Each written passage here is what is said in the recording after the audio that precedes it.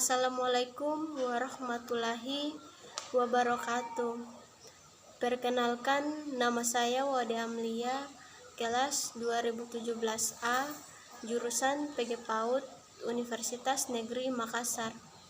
Pertama-tama, marilah kita panjatkan puji syukur atas kehadirat Allah Subhanahu wa Ta'ala, berkat rahmat dan hidayahnya, sehingga kita masih diberi kesempatan untuk menyelesaikan tugas mata kuliah metodologi penelitian. Dalam video ini, saya akan mengungkapkan kesan kuliah daring selama pandemi COVID-19.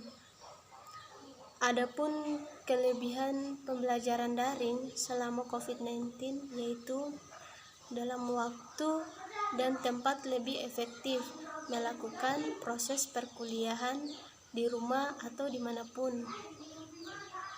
Dan kekurangannya itu sendiri, di mana dalam mengakses jaringan kurang memadai, sehingga dapat membuat pembelajaran itu sendiri kurang dipahami dan kurang efektif, juga membutuhkan banyak kuota.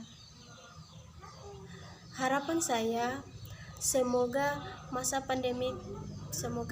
pandemi COVID-19 ini bisa pulih secepatnya, sehingga kita bisa melakukan aktivitas sehari-hari lagi seperti biasa tanpa ada kecangguhan dan kegiatan proses perkuliahan tatap muka di kampus. Terima kasih.